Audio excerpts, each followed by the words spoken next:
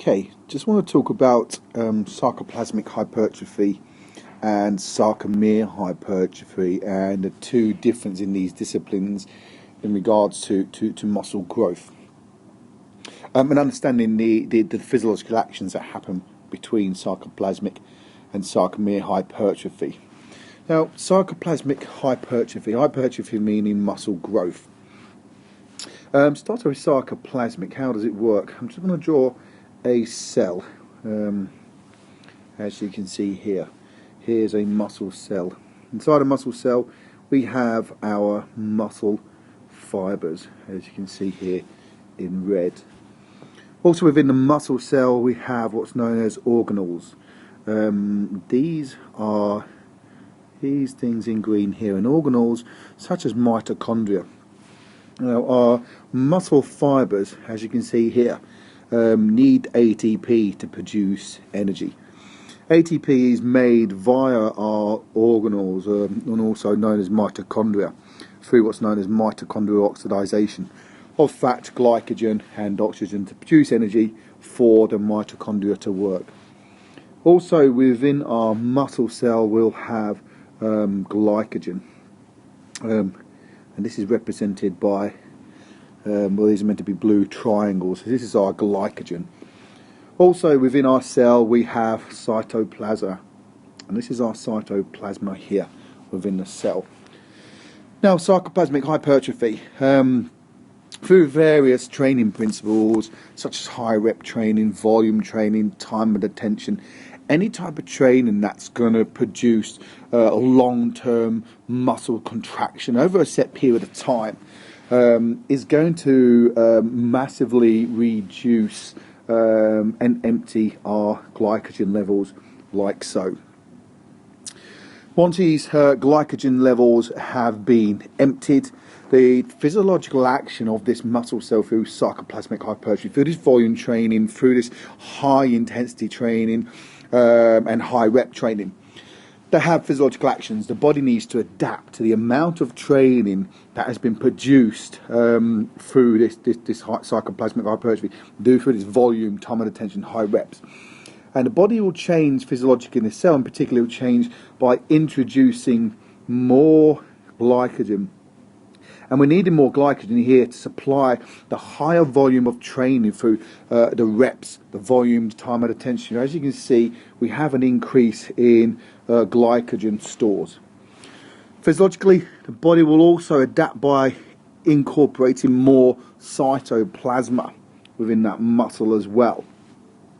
And an increase in organelles. So we have more organelles, and again these organelles are here to convert the glycogen into ATP. So because the muscle cell increases in all these principles here, the cell itself will be forced. The cell itself will be forced to grow, as you can see, kind of here, and the cell will grow. Let's put a few more glycogen in there. So more glycogen, more cytoplasma, and more organelles. So this, as I said, through high intensity, high rep training, high volume, time and attention. Nothing to do with strength training, kind of lifting as heavy as you can. But as you can see, the cell has grown.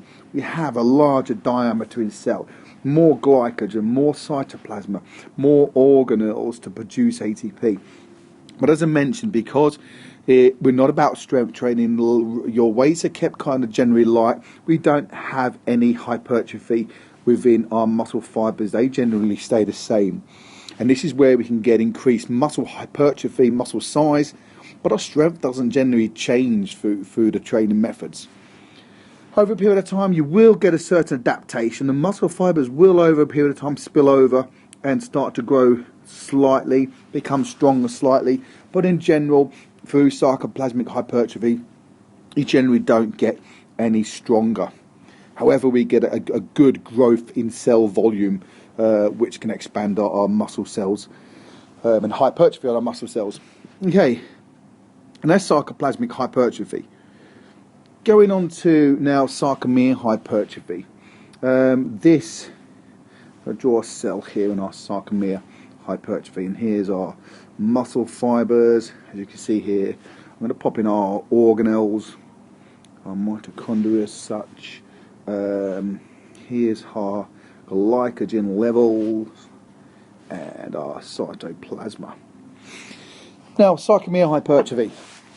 Now, we are looking here now at strength training. So we're looking at kind of our 1 rep max is 87% and above. And we're looking now at causing micro tears here within our muscle fibre. So we're lifting a 1 to 5 rep range, 85% and above on 1 rep max. This is heavy training. And through this heavy training, we're going to cause tiny little satellite tears in these muscle fibres. And these are known as satellite tears, as I mentioned. And we get satellite cells that will rebuild the muscle fibre and increase the actual size of that muscle fibre. So that muscle fibre starts to get larger as we train heavier. Okay, starts to get larger. Let me just take these out. So these cells, these muscle fibre cells get larger, and as they get larger, they get stronger. Now, through this sarcomere hypertrophy and this strength training, we don't get much call for glycogen levels during this type of training. A lot of it will be to do with chemical energy, such as creatine phosphates. So we don't get much call for our organelles to produce ATP via glycogen. And we don't get much room for plasma as well because of that type of training. But we do get growth in our muscle fibres. But as you can see here, we don't actually get any cell growth. Not like our sarcoplasma, where it's adapting to the volume of training through the high reps, through the glycogen, the cytoplasma and organelles. Sarcomere hypertrophy, we don't actually get any cell growth, so it doesn't grow that much. But what we do get is obviously growth in these fibres. Okay, and we do get strong. As a matter of fact, we get as strong as an ox, but it doesn't produce massive muscle gains. And looking at the difference of these, again, this is what you want out of your training. And many times I see in a gym young lads in there with their vests on, their t-shirts on, lift big, get big. Not so much truth in that. Okay, again, coming back to the physiologically of how that muscle grows, and understanding, do you want to get strong, do you want to get big? Now, if you was to do both of these, that's absolutely fine, but the process of getting bigger is going to take a lot longer. You really do need to concentrate on what you want. Strength, the strength you're looking for, it's this here, this sarcomere, this growing of these myofibrils through strength training. If it's sarcomere hypertrophy, if we're looking now for kind of mass size in our muscles, we must concentrate on this sarcoplasmic hypertrophy, the growth of our glycogen, your cytoplasma, your organelles, but you're not going to get any kind of strength gains with them here. So again, depending on what your goals are, will be to kind of type of training you will do. Just wanted to do this just to understand the different types of training and different types of goals and what you're looking for, and understanding in regards to sarcoplasmic hypertrophy and sarcomere in regards to muscle growth.